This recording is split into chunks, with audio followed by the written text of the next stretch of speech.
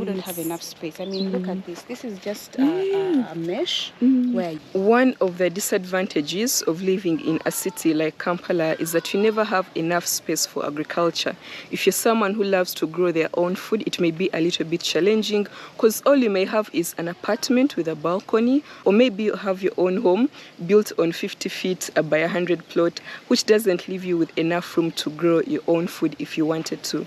So if you're such a kind of person, I actually have a very, very good news for you in this video. Kampala Capital City Authority has an agriculture resource center whose sole purpose is promote urban agriculture in Kampala. They want to encourage the residents of this city to actually grow their own food in the comfort of their homes, on your balcony, in the compound, in your backyard. It doesn't matter how much space you have, you can grow your own food. So we're going to be speaking to one of the agronomists. She's going to educate us on how you can do urban farming in the comfort of your own home. They have very nice, unique techniques which you can utilize to grow your own fresh food without having to worry about the quality of the produce that you get from the market. So subscribe, like, share, and let's dive right into this video. Hey everyone, so my name is Sandra Namwiga. I'm an agronomist here at KCCA. Yeah, that's it. So Sandra, what do we have here? So what we have here is, let's start from here. This is called a food tower. It's something like, you can see it's made up of tree stumps. Then we have wire meshes like the poultry mesh. In your home, you can have such a space for this thing. We can teach you how to make it, the sizes of the things, what you need to purchase. We can either teach you how to make it, or one of our technical teams here can come and help you make it. Yeah, so even supervise the people at home to make it, to ensure that it comes out perfectly, because it has standard sizes, right? So here we have broccoli that we've grown. The top takes the heavy feeders, and then the sides, as you can see, we have sukuma wiki on the sides. So the sides take the light feeders, the normal vegetables, but the heavy feeders are the ones on the top. So on top, this is broccoli. Yes, this is broccoli. Still baby, eh? Yes, there is a fruit here. Oh, okay, I see that. Yes. Yeah. So this is broccoli. It's a heavy feeder, so you can put it on top. But also, you can put things like maize, beans. Exactly. You know, all the heavy feeders can go on top. Now imagine having this in your home. You have, you know, like let's say maize here, and you have vegetables on the side. Yes, okay. This is sukuma wiki. Sorry, sukuma wiki. Yes, this is celery. Yes, this is celery. The leaves look like carrot leaves. Yes, yeah, they are very, very identical. But this is celery. It's a spice. Some people use it for detoxification purposes. Yeah. So this is just another way of doing it at home. So here you can replace celery with carrots. You can replace it with onions. As you can see, there is that one. Yeah. But it's a volunteer crop. It just came out of the blue, so it's not supposed to be there. Okay. But you can put onions. You can put celery. You can put sukuma wiki, eggplants, bitter berries, and tula. You know. Yeah. You can put tomatoes, whatever you want to plant, really. You can. And the beauty about this whole establishment is, if you need things like seedlings, because you know, one of the major problems in agriculture today is nurturing the seed into a seedling. So if you need a seedling, KCCA has that covered for you. We get the seeds, we nurture them into seedlings, and all you have to do is come and purchase a seedling of 300 shillings. Really? Exactly. So you go and take that in your home, and only 300 only shillings. 300 shillings, exactly. Wow. So it's very affordable. Okay. Yeah. Before we leave this, whatever you called it, this bed, how much do you charge? If you want someone to come and set it up for you in your garden at home, how much is it going to cost? Or someone to give you a lesson on how to do it, how much is going to cost someone? Let's say within Kampala. Okay. The lesson on how to do it is completely free of charge. If you want to come through, all you have to do is be here on Wednesday between 8 a.m. to 5 p.m. for free lessons. Whoever is available, they will take you through whatever you need to learn. You just tell them what you need to learn. If you want to learn everything, they will still give you that time, as long as it's a Wednesday and a Saturday. Then if you want someone to from here to come and make it, that's an arrangement you make with them. Yeah. Okay. Yeah. But there is a small fee for it, a certain fee for it? For now, I'm not so sure about that. I know that the training is free of charge. The fee, if you want someone to come, because now they've trained you, so now if you want them to come, of course you have to give them transportation to your place and probably cater for their feeding costs of that day, or even those days that they are going to make such a thing. Yeah, the rest of the thing, it depends on you, the client. Yeah. Okay. All these right here are ways of how to beautify your compound. You can have flowers as well, but you can have both flowers. You can see we have some marigolds there, you know, it's a flower. Yeah. Because there are insect repellents, there are pest repellents and all that. These orange ones? Yes, the orange ones, they are marigolds. So you can have flowers, but I mean, look at this. Who wouldn't want this? Okay. You see, those are flowers as well. Oh, these are flowers, yes. Okay. So this is an open field tomatoes here, Novella, the variety. It's an open field, but as you can see, we've mulched with black peppers, black polythene, which is used for something called soil solarization, where the heat is kept instant, kept equal into the soil. But also, as you can see, the way we made them in such a way that because it's on a sloping area, if it rains, the water would wash away everything. So we've made them in such a way that it hinders, you know, it reduces the speed of water. Okay. Is it because of these ditches? Yes, the ditches and the ridges. So soil erosion is captured. Soil erosion is minimized in such a way. Yes, and these ones are for staking because when tomatoes grow, as you know, they start creeping. So in order for you to maximize the yield, exactly. So these are going to be used later for staking the tomatoes, also to give it support because the fruits are heavy. So when you give it support onto this this stump, stick, the stick, it's well supported so they don't drop. Okay, yes. Understood. So all these that you see, they're just simply ways, innovative ways on how to beautify your compound, how to beautify your kitchen garden, but just really putting vegetables and fruits. As you can see, we have avocados, we have mango trees, we have guavas, we have pomegranates, we have. And you can teach people even how to do these tomatoes and mulch them like that. Exactly.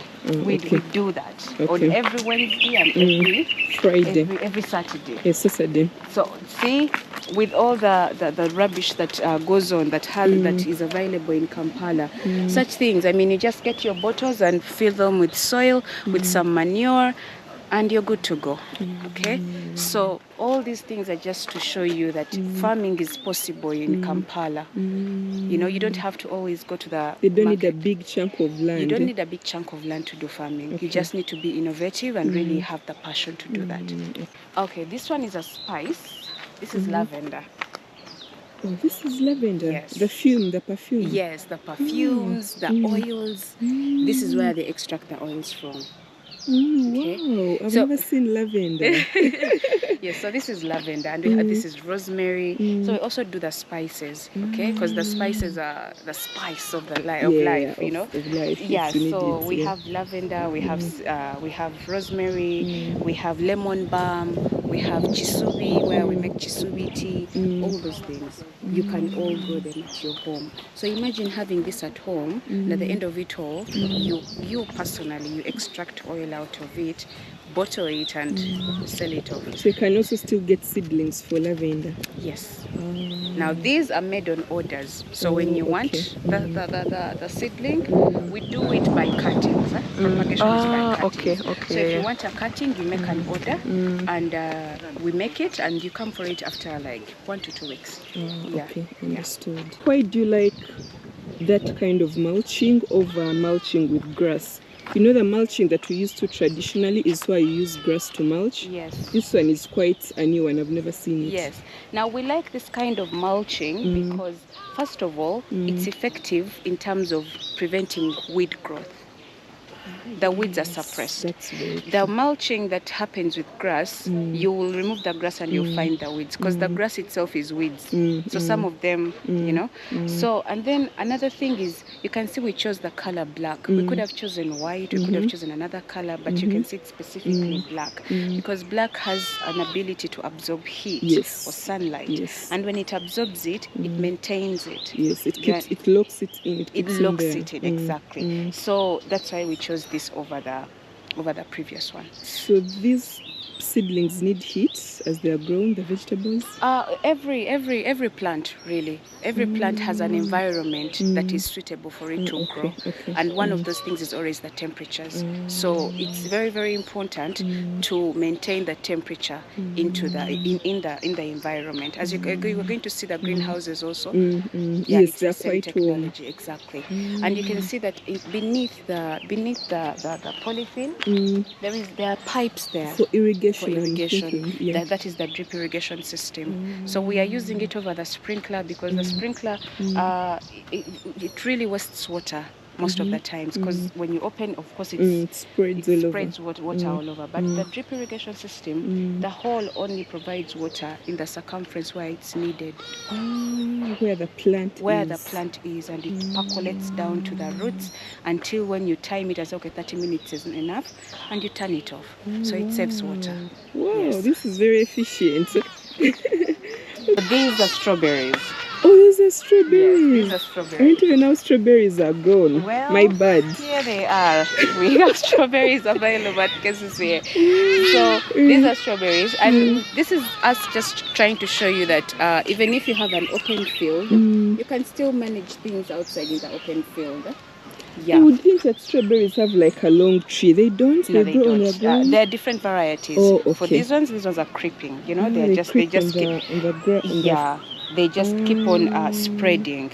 And what we do is because as they spread, they create others. Okay, like babies. They create babies. If I could, quote unquote, babies. Yeah. So what we do is we come and we take the babies off and we transplant them somewhere else. Okay.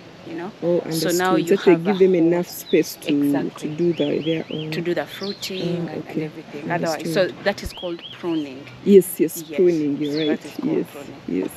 And then these are called sack gardens. Okay. Sack gardens. Now, for people who don't have space, okay. For people who don't have enough space, I mean, look at this. This is just a mesh where you pile soil. So we can put soil together with charcoal dust, together with manure, okay, and create this and create this sack garden. Of course, in proper ratios, and create this sack garden and plant your vegetables. It's the same technology as the food tower. The top part can take the heavy feeders, and then the sides it can have these light vegetables. But still, if you don't have the heavy feeders, you can still put the light vegetables on top. But still on top you can put your maize, you can put your beans and all the other things. Okay, this is very cool actually. Yeah, so these ones we are removing them very soon. Actually, I think by the end of today we are harvesting these ones and removing them completely and doing another round of other vegetables. As you can see, still we have pipes, drip irrigation pipes. So for us to keep on watering, okay, again it's the same technology there. Yeah. So that's why you have water tanks in the garden. Exactly. Okay. So we pump water, and that water, underground water, it's the one we use to water this. And these things right here are just for water percolation, just to make sure that water reaches every side of the sack. Yeah. Still, when you come on Wednesday, they can get a Saturday, free training. You can get a free training. Okay. The technical team is there to provide everything you need. Yes. Okay, this is great. Oh, this is dodo. It's the same dodo. Yes, this is dodo, amaranthus. Yeah. And here, we recently had spinach and kale that we've just harvested. Now see you've added manure. Yes, now we've added manure so that we can now plant something else. Yes. But we are leaving the manure to sit in because you don't plant in fresh manure. It burns the crop. So it's too strong. It can be too strong. Yes, it's very strong. It burns the crop. So the safest way is to first decompose it and then go ahead and plant. If you have the already decomposed one, even better. Okay. So all this is just the sack. Yes, sack garden. Yes. which actually someone can have in their compound at home. Yeah, you can have them in your compound at home. Yeah, you can have 3, 4, you know, according to the space that you have. And this is passion fruit. I see you have passion fruit. Also in a sack garden. Yes, in a sack garden. In a sack garden. This is spinach. Yes. All in this type of garden. It's a mesh as well. Yes, it's a mesh as well. This is komawiki. And the rest really. Like that. We just come up with creative ways of how to make these things possible. Is this sorghum? Yes. Why is it very tall? I've never seen sorghum this tall. It depends on the variety. This is vermi composting. It's a vermi composting unit. We get the rubbish and we get earthworms. As you can see, the earthworms, we some of them are already there. Some of them we introduce. They break this rubbish down. Okay. This is cassacium. Yes, this is cassacium. It doesn't smell, does it? No, it doesn't smell. Exactly, because these are the worms you're talking about. These are other worms that are in the rubbish. These are not the worms that break the rubbish down. They are inside there doing their work. So you break it down for manure? Yes, we break it down into this water that you see here. That we come later and using these taps, we open, harvest that water. Now this water is called vermi liquid. Now that vermi liquid, we mix it with water in a ratio of like half to half. Half vermi liquid, half water. That is in a 10-liter watering can, and you use it to water the plants. Also, it's manure. It's manure. Yes. So also you promote organic farming. Exactly. So you don't use any artificial things. Is that what you're saying? We do use some when we need to. When we need to, only and only when we need to. But our major focus is organic agriculture. You know, you have cattle as well. So this is it. We are using the Fresians, and it's a new project. Okay, so it's a new project. Here we have 2 of them that recently put to bed. They gave birth, and as you can see, the calves are in there. Those are the calf pens. Okay, so the calves are separate from the mums. The calves are separate from the mums. And the system we follow is the zero grazing system. So which means that everything, the food and the water, is brought to them. We don't allow them to move around. The advantages are really very, very simple. When you allow them move around, they contract diseases, pests, you know, those ticks and all that. But when they are here, they are properly supervised, you know, by someone who knows when they are ill, when they are okay, how much food are they supposed to take, how much water. We control everything, you know. So that is the advantage of the zero grazing system. The disadvantage is that it's tedious, especially for the person who is in charge, because he's supposed to be there almost every time to monitor, you know, to feed and all that. So, but he drafts a timetable and knows that he's supposed to either feed them in the morning, afternoon and evening, or sometimes twice a day, because he knows them. So accordingly, he drafts his timetable. So don't they lack physical exercise? I feel like if I was confined to one space as a human being, I would lack physical exercise just to move around a little bit. That's right. That's another disadvantage of the zero grazing system. They usually don't have exercises as the free range system, because in the free range they move and scavenge and do their thing, but here they are confined. So of course they lack exercises. But what you do is here you try to kind of make them move around, like if you have like the way you see him. Yes, a big space. Yes, if you have a bigger space, even if you have a smaller space, just like people who do the movements back and forth, just to put in some bit of calorie burning. So it's the same thing here. They can move around if you monitor them to go this side and then come back this side. But again, it's a big disadvantage of them not having what? Having the movement. So I talked about the seedling part, where we make seedlings. So even grow things in tires. I see tires here. Yes. Yes, if you have a tire that's not tiring anymore, that's not really working anymore, You can utilize it yes, for agriculture. Exactly. You just cut out the part, this part, you put the soil, the manure, the charcoal dust, just and to you make have Yontula growing. Exactly. Wow. This is an eggplant. Yes, it's an eggplant. Yes, I see. eggplants, we have sukuma wiki, we have spinach, we have all these things that we are now going to harvest, remove, and then enjoy at home. Enjoy, and then put fresh ones. Yes. Now this is the greenhouse where we do the propagation. Yes. So the magic happens here. We make the seed, we buy the seeds, purchase the seeds, and then we plant them. We don't use peat moss. Peat moss? Yes. So what's peat moss?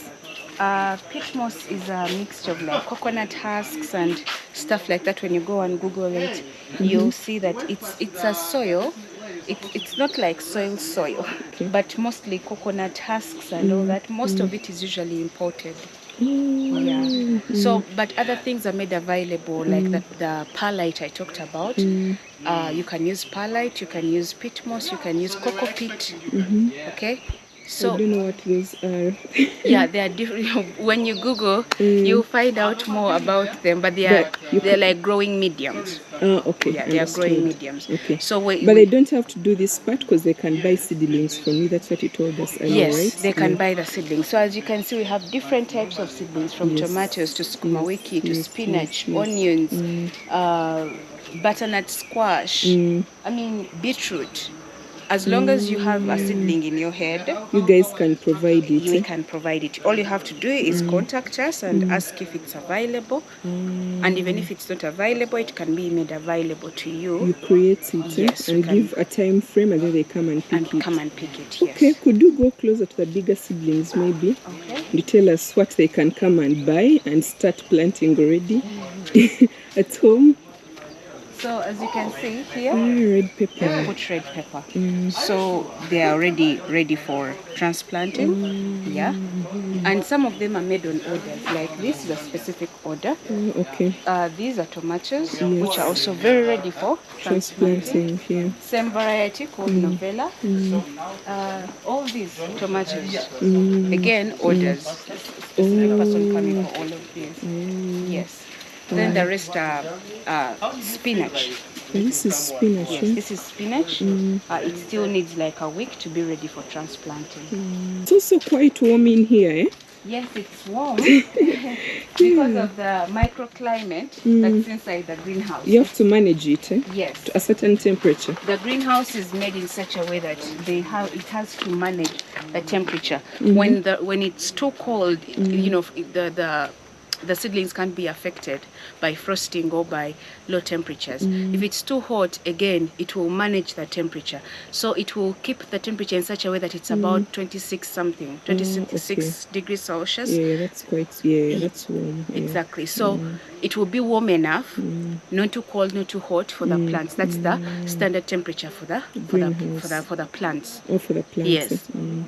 So yeah, that's why it's too warm in there. And because it's evenly distributed, of course you'll feel the warmth quicker than the normal outside. Yes.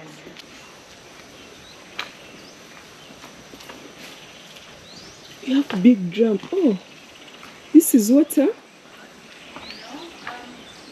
This is fish. Oh, this is fish. Yes, this is fish. You guys also doing fish farming? Yes, we are, as you can see. Wow, in drums. Yes. We have 3 major components, which I forgot to tell you about. Yes, I see the fish. Yes. Wow. We have the horticulture part where we doing flowers, vegetables, fruits and vegetables. Then we have the animal husbandry part where you've seen the cows. We have the piggery section as well. Then we have the aquaculture part, which is fish. So we have these where we artificially breed them. These are tanks are like around 10,000 liter capacity tanks where you put water and then you introduce the fish and then you keep on changing the water like every once a week and then just feeding them really. And then when they grow, some of them are now taken to the ponds. We have artificially made ponds the other side. You have ponds, yes, and we introduce them to the natural setting. Now there the feeding comes down to a minimum, because there they can scavenge for their own food in that setting. So fish are also first taken care of as babies before they are transferred into the... Yes, so the breeding tanks are the other side. Those are the ones that look cemented. We breed the small fish from there, and then we come and place them in here. Until what age? Until around when it's grown enough to Hunt for itself? yes, hunt for itself. You can take it to the pond. But also because we have the greenhouse structure, we have it because it's water, so, and it's a tank, so the temperature can increase very, very quickly. But here we also decided to grow some crops again. As you can see, we have some eggplants there. We also have some flowers. Yes, some flowers for as the well. purposes. But also these specific marigolds are pest repellents. Oh, really? This specific yellow flower is a pest they are pest repellent. repellents. So they bring out the beauty of something, but in the process, or in so they are doing, chasing away insects. they're also chasing away insects. Oh, wow. This is the tomatoes. greenhouse. These are tomatoes. Novella again.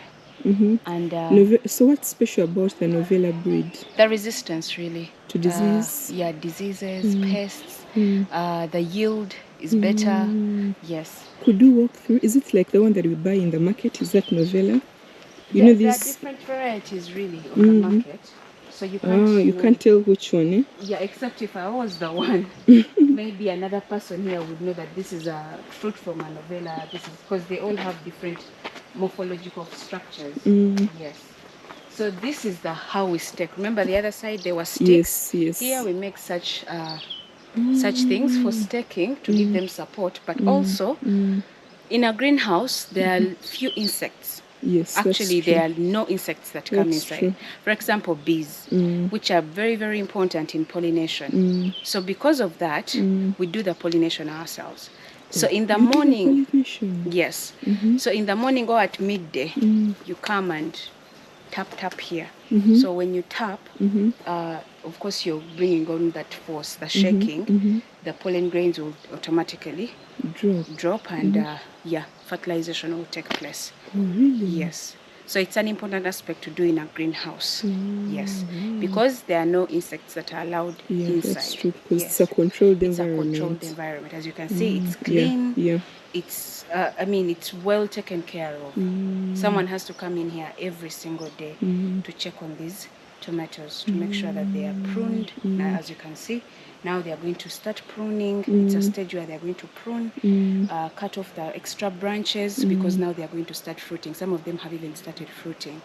Yes, and then everything else is done in this controlled environment. Tomatoes take about 3 months. 3 months. The target is about 70 to 75 days. And these varieties specifically are also open field varieties, so which means you can also plant them in your compound. Yes. They don't have to be in a greenhouse. Yes. Okay. This is novella, but there is also what we call Hansel, which has very close or similar characteristics. Yes. So let me ask you, what's the importance of a greenhouse?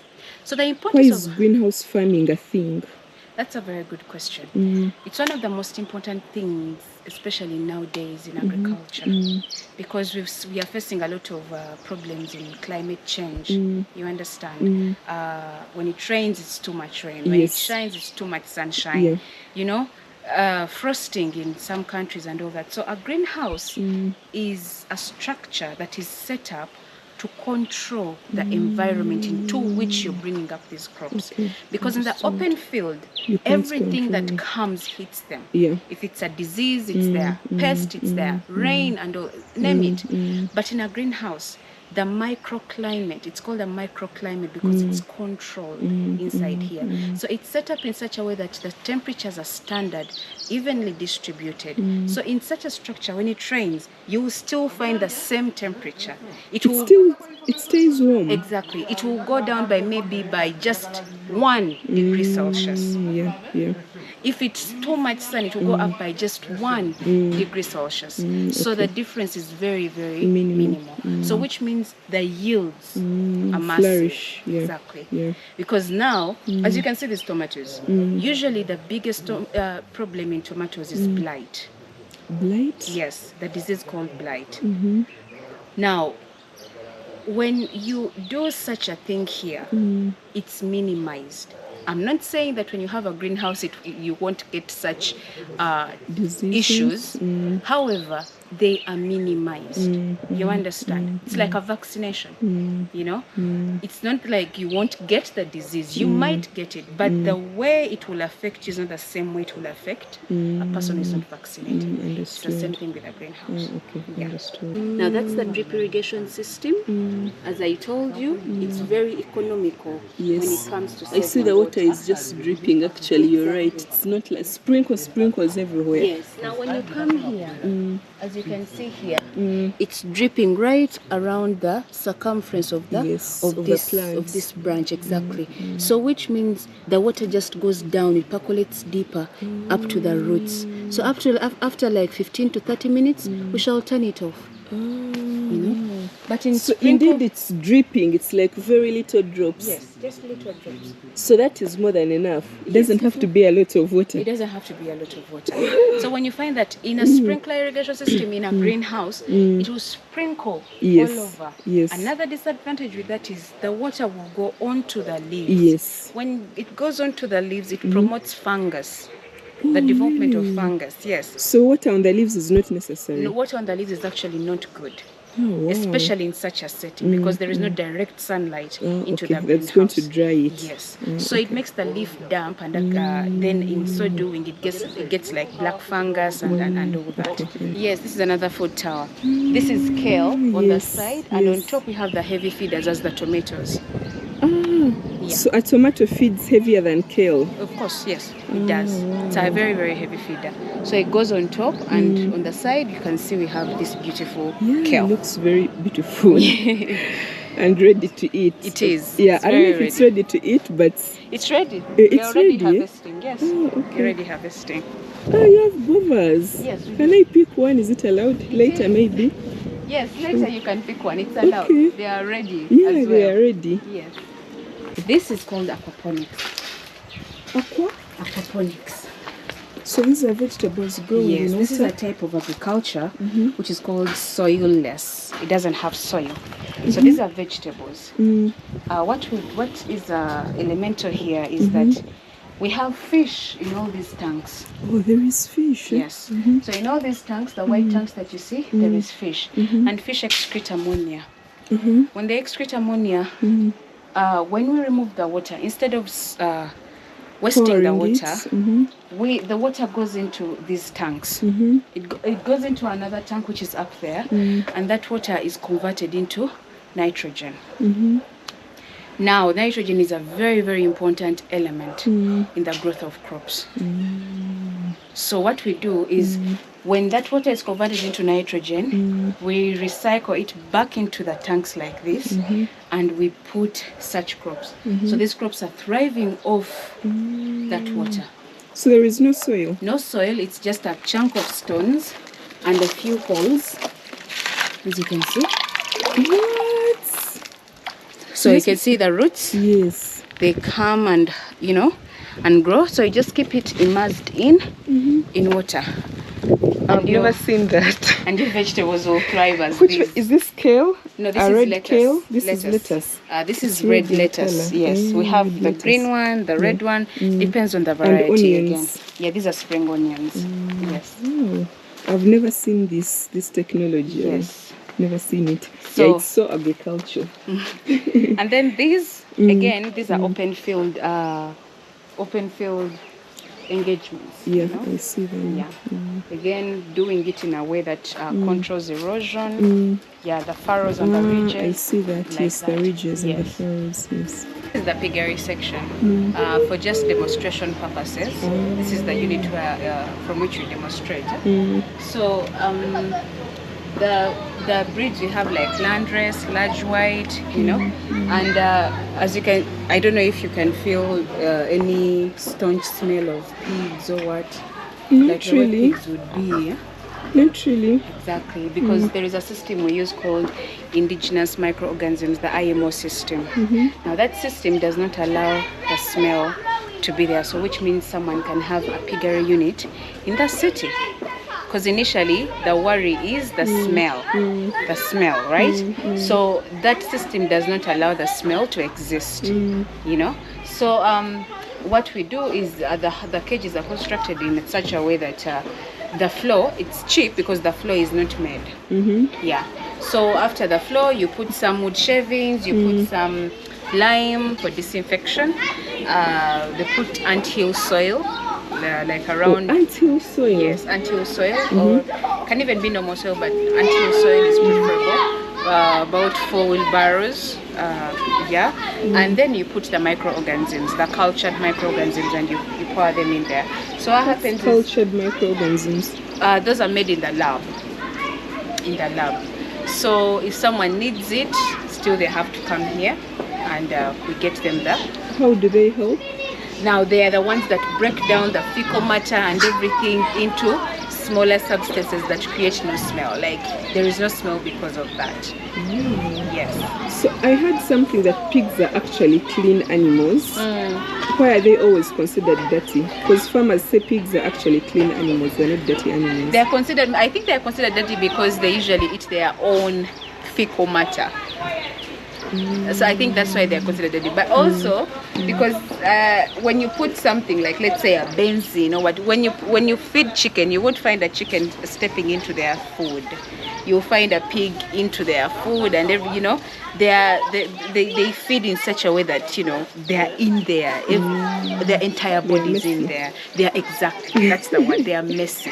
Yes. Okay. So if someone needs detailed information, if someone needs to learn about piggery, if someone needs to learn about fishing or fisheries, someone needs to learn about crop production, majorly horticulture, but also other crops, you just have to come to KCCA on Wednesdays or Saturdays from 8 a.m. to 5 p.m. That's the time frame in which we can be available to teach you in details.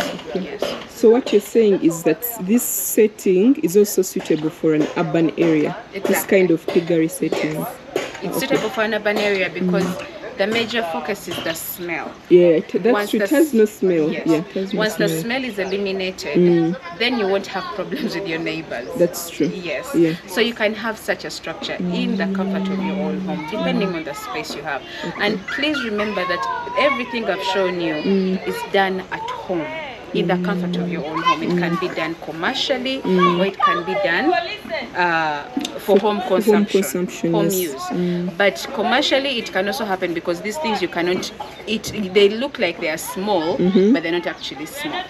Okay, they're not small, so you can eat and as well sell to other people. It can be your neighbors, or you can actually supply people, And when people know that you're using such technologies to develop these things, guess what? Someone will come and say, I need you to supply me lettuce. Maybe I have this establishment and I need lettuce, or I need skuma wiki, or whichever vegetable. You can always go and supply them because they know it's organic and it's grown in a very confined place, which means you're taking care of it and they can trust it and trust you. Yes. So Sandra, thank you for your time and educating us. Any final words? Final words could be thank you so much for visiting us today. Thank you so much for creating awareness. Yes. This is something that people need to know. Most of them know, but some of them don't really know what's happening with KCCA in this department. So Wednesdays, Saturdays, we are available for trainings, and seedlings are also available for purchase. Yeah, I think that's it. So you should come and visit. Yes, yeah, you can come and visit also, still on Wednesdays and Saturdays. Okay. Even if you don't want to be trained, you can come and visit, okay? Yeah. Still on those specific days. The other days, we're always busy working. But those days, we put them specifically for training and visiting and everything. Someone can always attend to you. Yes. Okay, thank you. Thank you too.